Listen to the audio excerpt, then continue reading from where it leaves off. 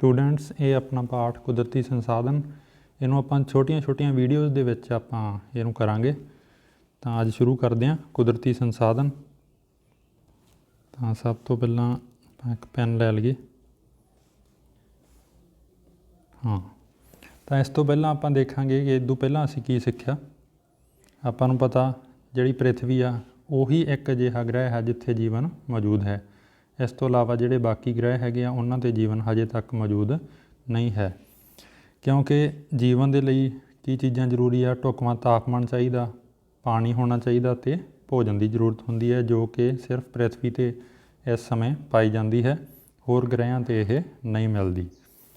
ਅਤੇ ਉਸ ਤੋਂ ਅੱਗੇ ਗੱਲ ਕਰਦੇ ਹਾਂ ਜਿਹੜੀਆਂ ਜੀਵਾਂ ਦੀਆਂ ਮੂਲ ਜ਼ਰੂਰਤਾਂ ਦੀ ਪੂਰਤੀ ਲਈ ਸੂਰਜ ਤੋਂ ਊਰਜਾ ਅਤੇ ਪ੍ਰਿਥਵੀ 'ਤੇ ਉਪਲਬਧ ਸਾਧਨਾਂ ਦੀ ਜ਼ਰੂਰਤ ਹੁੰਦੀ ਹੈ। ਇੱਕ ਤਾਂ ਸੂਰਜ ਤੋਂ ਊਰਜਾ ਚਾਹੀਦੀ ਆ ਅਤੇ ਇੱਕ ਜਿਹੜੇ ਪ੍ਰਿਥਵੀ 'ਤੇ ਉਪਲਬਧ ਸਾਧਨ ਆ ਉਹਨਾਂ ਦੀ ਵੀ ਜ਼ਰੂਰਤ ਹੁੰਦੀ ਹੈ।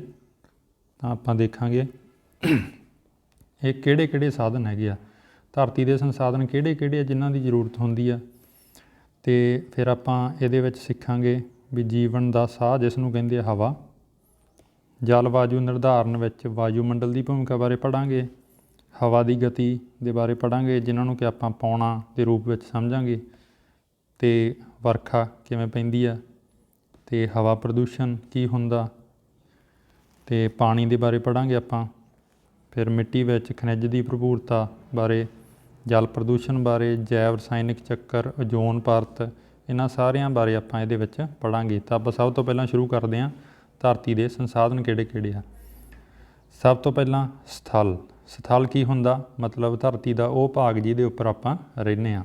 ਫਿਰ ਪਾਣੀ ਅਤੇ ਹਵਾ, ਇਹ ਤਿੰਨੋਂ ਚੀਜ਼ਾਂ ਬਹੁਤ ਜ਼ਿਆਦਾ ਜ਼ਰੂਰੀ ਆ। ਇਹ ਤਿੰਨੋਂ ਧਰਤੀ ਦੇ ਸੰਸਾਧਨਾਂ ਦੇ ਵਿੱਚ ਆਉਂਦੇ ਆ। ਤਾਂ ਜਿਹੜੀ ਧਰਤੀ ਦੀ ਸਭ ਤੋਂ ਬਾਹਰੀ ਪਰਤ ਆ ਉਹਨੂੰ ਕੀ ਕਹਿੰਦੇ ਆ, ਸਥਲ ਮੰਡਲ ਕਹਿੰਦੇ ਆ। ਇਹਨੂੰ ਸਮਾਜਿਕ ਦੇ ਵਿੱਚ ਤੁਸੀਂ ਪੜ੍ਹਿਆ ਹੋਊਗਾ, ਇਹਨੂੰ ਚਾਪੜ ਵੀ ਕਹਿੰਦੇ ਆ। ਅਤੇ ਪ੍ਰਿਥਵੀ ਦੇ 75% ਭਾਗ ਉੱਤੇ ਕੀ ਆ, ਪਾਣੀ ਆ, ਅਤੇ ਇਸ ਨੂੰ ਕੀ ਕਹਿੰਦੇ ਆ, ਜਲ ਮੰਡਲ ਕਹਿੰਦੇ ਆ। ਹੁਣ ਗੱਲ ਕਰਦੇ ਹਾਂ ਹਵਾ ਦੀ। ਹਵਾ ਜਿਹੜੀ ਆ ਤਾਂ ਪ੍ਰਿਥਵੀ ਦੇ ਆਲੇ ਦੁਆਲੇ ਫੈਲੀ ਹੋਈ ਹੈ ਚਾਰੇ ਪਾਸੇ।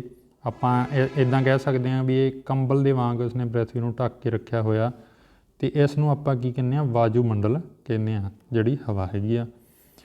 ਤਾਂ ਉਸ ਤੋਂ ਅੱਗੇ ਗੱਲ ਕਰਦੇ ਹਾਂ ਜੀਵ ਮੰਡਲ ਦੀ। ਜੀਵ ਮੰਡਲ ਦੇ ਵਿੱਚ ਕੀ ਕੁਛ ਆ ਜਾਂਦਾ, ਵਾਯੂਮੰਡਲ, ਸਥਲ ਮੰਡਲ ਅਤੇ ਜਲ ਮੰਡਲ। ਇਹ ਤਿੰਨੋਂ ਮਿਲ ਕੇ ਕੀ ਬਣਾਉਂਦੇ ਆ, ਜੀਵ ਮੰਡਲ। ਜੀਵ ਮੰਡਲ ਕਿਵੇਂ ਬਣਦਾ, ਕਿਉਂਕਿ ਵਾਯੂਮੰਡਲ ਦੇ ਵਿੱਚ ਹਵਾ ਦੇ ਵਿੱਚ ਆਕਸੀਜਨ ਗੈਸ ਜੀਵਨ ਲਈ ਜ਼ਰੂਰੀ ਹੈ। ਸਥਲ ਮੰਡਲ ਮਤਲਬ ਰਹਿਣ ਦੇ ਲਈ ਧਰਤੀ, ਅਤੇ ਜਲ ਮੰਡਲ ਮਤਲਬ ਜਿੱਥੋਂ ਉਹਨਾਂ ਨੂੰ ਜਲ ਪ੍ਰਾਪਤ ਹੁੰਦਾ। ਇਹਨਾਂ ਤਿੰਨਾਂ ਚੀਜ਼ਾਂ ਦੇ ਸੁਮੇਲ ਤੋਂ ਕੀ ਬਣਦਾ, ਜੀਵ ਮੰਡਲ ਬਣਦਾ। ਹੁਣ ਅੱਗੇ ਗੱਲ ਕਰਦੇ ਹਾਂ ਆਪਾਂ ਹਵਾ ਦੇ ਬਾਰੇ। ਜੀਵਨ ਦਾ ਸਾਹ ਕਿਉਂ ਕਿਹਾ ਜਾਂਦਾ ਇਸ ਨੂੰ ਜੀਵਨ ਦਾ ਸਾਹ, ਕਿਉਂਕਿ ਹਵਾ ਦੇ ਵਿੱਚ ਆਕਸੀਜਨ ਮੌਜੂਦ ਹੁੰਦੀ ਹੈ ਅਤੇ ਆਕਸੀਜਨ ਤੋਂ ਬਿਨਾਂ ਜੀਵਨ ਸੰਭਵ ਨਹੀਂ ਹੁੰਦਾ। ਤਾਂ ਪ੍ਰਿਥਵੀ ਉੱਤੇ ਜਿਹੜਾ ਜੀਵਨ ਆ ਉਹ ਹਵਾ ਦੇ ਘਟਕਾਂ ਦਾ ਨਤੀਜਾ ਹੈ। ਹਵਾ ਦੇ ਘਟਕ ਮਤਲਬ ਹਵਾ ਦੇ ਵਿੱਚ ਕਈ ਤਰ੍ਹਾਂ ਦੇ ਘਟਕ ਪਾਏ ਜਾਂਦੇ ਆ, ਜਿਵੇਂ ਆਕਸੀਜਨ, ਨਾਈਟ੍ਰੋਜਨ, ਸਲਫਰ ਵਗੈਰਾ। ਪਰ ਇਹਨਾਂ ਵਿੱਚੋਂ ਜਿਹੜਾ ਆਕਸੀਜਨ ਸਭ ਤੋਂ ਜ਼ਿਆਦਾ ਜ਼ਰੂਰੀ ਆ, ਇੱਕ ਨਾਈਟ੍ਰੋਜਨ ਵੀ ਜ਼ਰੂਰੀ ਆ, ਜਾਂ ਸਲਫਰ ਦੇ ਆਕਸਾਈਡ ਜਾਂ ਹੋਰ ਕਈ ਹਾਨੀਕਾਰਕ ਘਟਕ ਵੀ ਹੁੰਦੇ ਆ, ਪਰ ਉਹਨਾਂ ਦੀ ਮਾਤਰਾ ਘੱਟ ਹੁੰਦੀ ਹੈ ਜੇ ਆਪਾਂ ਸ਼ੁੱਧ ਹਵਾ ਦੀ ਗੱਲ ਕਰੀਏ। ਅਤੇ ਦੂਜੇ ਪਾਸੇ ਬਾਕੀ ਗ੍ਰਹਿਆਂ ਦੀ ਗੱਲ ਕਰੀਏ, ਜਿਵੇਂ ਸ਼ੁੱਕਰ ਗ੍ਰਹਿ ਹੋ ਗਿਆ, ਮੰਗਲ ਗ੍ਰਹਿ ਹੋ ਗਿਆ, ਉਹਨਾਂ ਦੇ ਉੱਪਰ ਜੀਵਨ ਕਿਉਂ ਨਹੀਂ ਸੰਭਵ ਹੁੰਦਾ, ਕਿਉਂਕਿ ਉਹਨਾਂ ਦੇ ਉੱਪਰ ਜਿਹੜੇ ਮੁੱਖ ਘਟਕ ਆ ਉਹ ਕੀ ਆ, ਕਾਰਬਨ ਡਾਈਆਕਸਾਈਡ ਗੈਸ ਆ। ਕਾਰਬਨ ਡਾਈਆਕਸਾਈਡ ਗੈਸ ਨਾਲ ਜਿਹੜਾ ਹੈਗਾ ਜੀਵਨ ਸੰਭਵ ਨਹੀਂ ਆ ਉਹਨਾਂ 'ਤੇ, ਕਿਉਂਕਿ ਉੱਥੇ ਆਕਸੀਜਨ ਗੈਸ ਨਾ ਮਾਤਰ ਹੈ ਜਾਂ ਹੈ ਹੀ ਨਹੀਂ ਹੈ। ਉਸ ਤੋਂ ਅੱਗੇ ਇਹ ਆਪਾਂ ਕਿਉਂ ਜ਼ਰੂਰੀ, ਆਪਾਂ ਗੱਲ ਕਰਦੇ ਹਾਂ ਵੀ ਆਕਸੀਜਨ ਹੀ ਕਿਉਂ ਜ਼ਰੂਰੀ ਆ, ਕਿਉਂਕਿ ਜਿਹੜੀ ਆਕਸੀਜਨ ਗੈਸ ਹੁੰਦੀ ਆ ਉਹ ਯੂਕੈਰੀਓਟਿਕ ਸੈੱਲ ਅਤੇ ਜਿਹੜੇ ਬਹੁਤ ਸਾਰੇ ਪ੍ਰੋਕੈਰੀਓਟਿਕ ਸੈੱਲ ਹੁੰਦੇ ਆ ਉਹ ਕੀ ਕਰਦੇ ਆ, ਜੀਵਾਂ ਦੇ ਅੰਦਰ ਹੁੰਦੇ ਆ, ਇਹ ਗਲੂਕੋਜ਼ ਦੇ ਜਿਹੜੇ ਅਣੂ ਆ ਉਹਨਾਂ ਨੂੰ ਤੋੜਦੇ ਆ ਅਤੇ ਉਹਨਾਂ ਤੋਂ ਕੀ ਪ੍ਰਾਪਤ ਕਰਦੇ ਆ, ਊਰਜਾ ਪ੍ਰਾਪਤ ਕਰਦੇ ਆ। ਗਲੂਕੋਜ਼ ਦੇ ਅਣੂ ਕਿੱਥੇ ਹੁੰਦੇ ਆ, ਜਦੋਂ ਆਪਾਂ ਭੋਜਨ ਖਾਂਦੇ ਹਾਂ ਤਾਂ ਭੋਜਨ ਦੇ ਵਿੱਚ ਜਿਹੜੇ ਗਲੂਕੋਜ਼ ਦੇ ਅਣੂ ਆ ਉਹਨਾਂ ਨੂੰ ਯੂਕੈਰੀਓਟਿਕ ਅਤੇ ਪ੍ਰੋਕੈਰੀਓਟਿਕ ਸੈੱਲ ਤੋੜਦੇ ਆ ਅਤੇ ਉਹਨਾਂ ਤੋਂ ਆਪਾਂ ਨੂੰ ਊਰਜਾ ਪ੍ਰਾਪਤ ਹੁੰਦੀ ਆ। ਅਤੇ ਇਸ ਕੰਮ ਦੇ ਲਈ ਇਹ ਗਲੂਕੋਜ਼ ਦੇ ਅਣੂਆਂ ਨੂੰ ਤੋੜ ਕੇ ਊਰਜਾ ਪ੍ਰਾਪਤ ਕਰਨ ਲਈ ਆਕਸੀਜਨ ਦੀ ਜ਼ਰੂਰਤ ਹੁੰਦੀ ਆ। ਇਸੇ ਕਰਕੇ ਆਕਸੀਜਨ ਜੀਵਾਂ ਦੇ ਲਈ ਜ਼ਰੂਰੀ ਆ।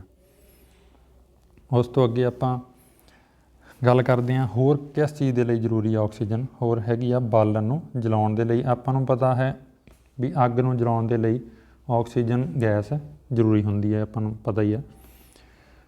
ਨੈਕਸਟ ਗੱਲ ਕਰਦੇ ਹਾਂ ਇਸ ਤੋਂ ਅੱਗੇ ਕਾਰਬਨ ਡਾਈਆਕਸਾਈਡ। ਕਾਰਬਨ ਡਾਈਆਕਸਾਈਡ ਜਿਹੜੀ ਆ 2 ਵਿਧੀਆਂ ਨਾਲ ਸਥਿਰ ਹੁੰਦੀ ਆ। ਸਥਿਰ ਮਤਲਬ ਕਿ ਇਹਦੀ ਜਿਹੜਾ ਰੂਪ ਹੈਗਾ ਹਵਾ ਦੇ ਵਿੱਚ ਜਿਹੜੀ ਗੈਸੀ ਅਵਸਥਾ, ਉਸ ਤਰੀਕੇ ਨਾਲ ਤਾਂ ਇਹ ਨਹੀਂ ਵਰਤੀ ਜਾ ਸਕਦੀ। ਤਾਂ ਹੋਰ ਕਿਹੜੇ ਤਰੀਕੇ ਨਾਲ ਜੀਵ ਇਹਨੂੰ ਵਰਤਦੇ ਆ? ਜਿਹੜੇ ਹਰੇ ਪੌਦੇ ਆ ਉਹ ਕਾਰਬਨ ਡਾਈਆਕਸਾਈਡ ਨੂੰ ਗਲੂਕੋਜ਼ ਦੇ ਵਿੱਚ ਬਦਲ ਦਿੰਦੇ ਆ, ਕਿਉਂਕਿ ਪ੍ਰਕਾਸ਼ ਸੰਸਲੇਸ਼ਨ ਕਰਨ ਦੇ ਸਮੇਂ ਪੌਦੇ ਕਿਹੜੀ ਗੈਸ ਅੰਦਰ ਲੈਂਦੇ ਆ? Carbon dioxide. ਅਤੇ ਉਹਨੂੰ ਕਾਹਦੇ ਵਿੱਚ ਬਦਲ ਦਿੰਦੇ ਆ? ਗਲੂਕੋਜ਼ ਦੇ ਵਿੱਚ, ਜਦੋਂ ਆਪਦਾ ਭੋਜਨ ਤਿਆਰ ਕਰਦੇ ਆ। ਉਸੇ ਤਰ੍ਹਾਂ ਜਿਹੜੇ ਸਮੁੰਦਰੀ ਜੰਤੂ ਹੁੰਦੇ ਆ ਉਹ ਸਮੁੰਦਰੀ ਪਾਣੀ ਦੇ ਵਿੱਚ ਜਿਹੜੇ ਕਾਰਬੋਨੇਟ ਘੁਲੇ ਹੁੰਦੇ ਆ ਉਹਨਾਂ ਤੋਂ ਆਪਣੇ ਕਵਚ ਬਣਾਉਂਦੇ ਆ। ਤਾਂ ਉਹ ਵੀ ਜਿਹੜਾ ਸਮੁੰਦਰੀ ਪਾਣੀ ਦੇ ਵਿੱਚ ਕਾਰਬੋਨੇਟ ਘੁਲੇ ਹੁੰਦੇ ਆ, ਕਾਰਬੋਨੇਟ ਕਿਹਤੋਂ ਬਣਦੇ ਆ? ਕਾਰਬਨ ਤੋਂ। ਉਹਨਾਂ ਦੀ ਵਰਤੋਂ ਕਰਦੇ ਹੋਏ ਆਪਣੇ ਕੀ ਬਣਾਉਂਦੇ ਆ? ਕਵਚ ਬਣਾਉਂਦੇ ਆ। ਇਸ ਤੋਂ ਅੱਗੇ ਗੱਲ ਕਰਦੇ ਹਾਂ ਜਿਹੜਾ ਵਾਯੂਮੰਡਲ ਨਿਰਧਾਰਨ ਜਲ ਵਾਯੂ ਨਿਰਧਾਰਨ ਵਿੱਚ ਵਾਯੂਮੰਡਲ ਦੀ ਭੂਮਿਕਾ। ਵੀ ਜਿਹੜਾ ਧਰਤੀ ਦਾ ਜਲ ਵਾਯੂ ਨੂੰ ਆਪਾਂ ਜੇ ਆਮ ਭਾਸ਼ਾ 'ਚ ਗੱਲ ਕਰੀਏ ਜਿਹਨੂੰ ਆਪਾਂ ਮੌਸਮ ਵੀ ਕਹਿ ਦਿੰਦੇ ਹਾਂ ਆਮ ਤੌਰ 'ਤੇ, ਪਰ ਜਿਹੜਾ ਮੌਸਮ ਹੁੰਦਾ ਉਹ ਜਦੋਂ ਲੰਮੇ ਸਮੇਂ ਤੱਕ ਆਪਾਂ ਉਹਨੂੰ ਵੇਖੀਏ ਤਾਂ ਉਹਨੂੰ ਜਲ ਵਾਯੂ ਕਹਿੰਦੇ ਹਾਂ। ਤਾਂ ਜਿਹੜਾ ਵਾਯੂਮੰਡਲ ਆ ਉਹ ਜਲ ਵਾਯੂ ਨੂੰ ਨਿਰਧਾਰਨ ਕਿਵੇਂ ਕਰਦਾ? ਵਾਯੂਮੰਡਲ ਧਰਤੀ ਦੇ ਔਸਤ ਤਾਪਮਾਨ ਨੂੰ ਦਿਨ ਦੇ ਸਮੇਂ ਅਤੇ ਇੱਥੋਂ ਤੱਕ ਕਿ ਪੂਰੇ ਸਾਲ ਲਗਭਗ ਸਥਿਰ ਰੱਖਦਾ ਹੈ। ਵਾਯੂਮੰਡਲ ਦਾ ਕੰਮ ਹੈਗਾ ਵੀ ਜਿਹੜਾ ਧਰਤੀ ਦਾ ਔਸਤ ਤਾਪਮਾਨ ਆ ਉਹਨੂੰ ਸਥਿਰ ਰੱਖਣਾ, ਨਾ ਤਾਂ ਉਹਨੂੰ ਜ਼ਿਆਦਾ ਵਧਣ ਦੇਵੇ ਅਤੇ ਨਾ ਹੀ ਉਹਨੂੰ ਜ਼ਿਆਦਾ ਘਟਣ ਦਿੰਦਾ। ਅਤੇ ਵਾਯੂਮੰਡਲ ਦਿਨ ਵਿੱਚ ਤਾਂ ਤਾਪਮਾਨ ਨੂੰ ਅਚਾਨਕ ਵਧਣ ਤੋਂ ਰੋਕਦਾ ਅਤੇ ਰਾਤ ਸਮੇਂ ਤਾਪ ਨੂੰ ਬਾਹਰੀ ਪਲਾੜ ਵਿੱਚ ਜਾਣ ਦੀ ਦਰ ਨੂੰ ਘੱਟ ਕਰਦਾ ਹੈ। ਵੀ ਦਿਨ ਸਮੇਂ ਉਹਨੂੰ ਰੋਕਦਾ ਜ਼ਿਆਦਾ ਨਾ ਵੱਧ ਜੇ, ਅਤੇ ਰਾਤ ਸਮੇਂ ਕੀ ਕਰਦਾ ਉਹਨੂੰ ਵੀ ਜ਼ਿਆਦਾ ਘੱਟ ਨਾ ਜਾਵੇ। ਘਟਦਾ ਕਿਵੇਂ? ਕਿਉਂਕਿ ਰਾਤ ਸਮੇਂ ਜਿਹੜਾ ਧਰਤੀ ਤੋਂ ਜਿਹੜਾ ਤਾਪ ਆ ਉਹ ਬਾਹਰੀ ਪਲਾੜ ਵਿੱਚ ਜਾਣ ਦੀ ਕੋਸ਼ਿਸ਼ ਕਰਦਾ, ਤਾਂ ਉਹਨੂੰ ਵਾਯੂਮੰਡਲ ਰੋਕ ਲੈਂਦਾ। ਅੱਗੇ ਗੱਲ ਕਰਦੇ ਹਾਂ ਆਪਾਂ ਹਵਾ ਦੀ ਗਤੀ, ਮਤਲਬ ਕਿ ਪੌਣਾਂ ਦੇ ਬਾਰੇ। ਕਿਉਂਕਿ ਜਦੋਂ ਹਵਾ ਗਤੀ ਕਰਦੀ ਆ ਤਾਂ ਉਸਨੂੰ ਆਪਾਂ ਪੌਣਾ ਕਹਿ ਦਿੰਦੇ ਹਾਂ ਵੀ ਇਹ ਪੌਣ ਵਗ ਰਹੀ ਹੈ ਹੁਣ। ਤਾਂ ਇਹ ਦੇਖਣਾ ਆਪਾਂ ਵੀ ਪੌਣਾ ਕਿਵੇਂ ਪੈਦਾ ਹੁੰਦੀਆਂ।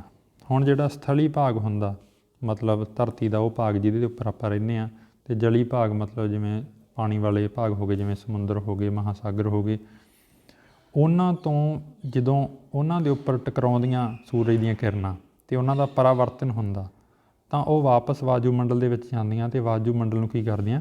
ਗਰਮ ਕਰਦੀਆਂ। ਜਦੋਂ ਵਾਯੂਮੰਡਲ ਗਰਮ ਹੁੰਦਾ ਤਾਂ ਵਾਯੂਮੰਡਲ ਦੇ ਵਿੱਚ ਕੀ ਮੌਜੂਦ ਹੁੰਦੀ ਆ? ਹਵਾ। ਤਾਂ ਜਦੋਂ ਹਵਾ ਗਰਮ ਹੁੰਦੀ ਆ ਤਾਂ ਉਦੋਂ ਸਵੈਨ ਧਾਰਾਵਾਂ ਉਤਪੰਨ ਹੁੰਦੀਆਂ, ਮਤਲਬ ਕਿ ਹਵਾ ਗਰਮ ਹੋ ਕੇ ਉੱਪਰ ਨੂੰ ਉੱਠਦੀ ਆ। ਤਾਂ ਇਸ ਪ੍ਰਕਿਰਿਆ ਦੇ ਕਾਰਨ ਹੀ ਜਲ ਸਮੀਰ ਅਤੇ ਥਲ ਸਮੀਰ ਪੈਦਾ ਹੁੰਦੇ ਆਪਣੇ ਕੋਲ।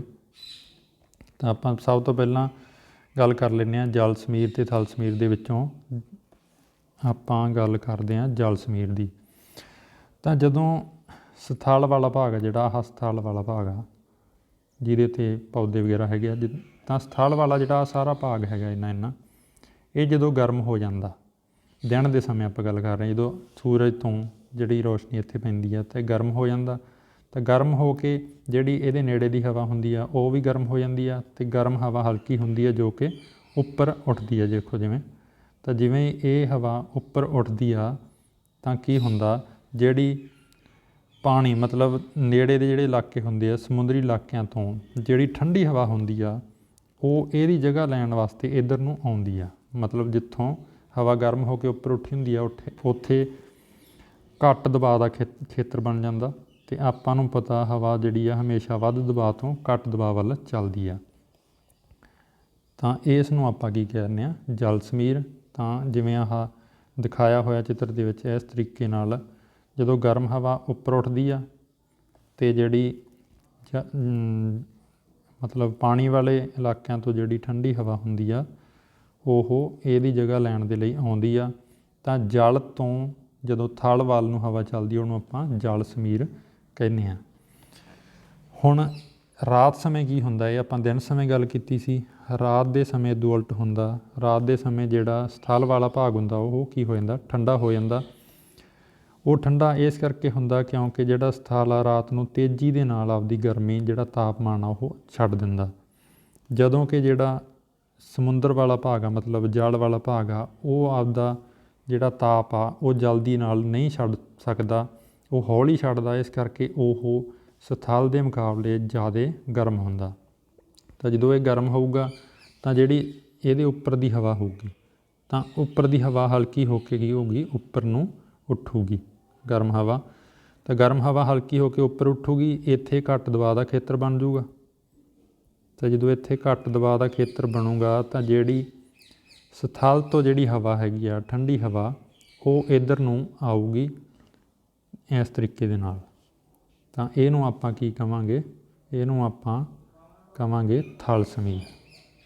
ਤਾਂ ਹੁਣ ਤੁਹਾਨੂੰ ਸਮਝ ਲੱਗ ਗਿਆ ਹੋਊਗਾ ਵੀ ਜਲ ਸਮੀਰ ਕੀ ਹੁੰਦੀ ਹੈ ਅਤੇ ਥਲ ਸਮੀਰ ਕੀ ਹੁੰਦੀ ਹੈ। ਤਾਂ ਇਸ ਵੀਡੀਓ ਦੇ ਵਿੱਚ ਇੰਨਾ ਹੀ। ਇਸ ਪਾਠ ਦੀਆਂ ਜਿਹੜੇ ਬਾਕੀ ਟੌਪਿਕ ਹੈਗੇ ਆ ਉਹ ਅਗਲੀਆਂ ਵੀਡੀਓਜ਼ ਦੇ ਵਿੱਚ ਆਪਾਂ ਸਮਝਾਂਗੇ। Thank you.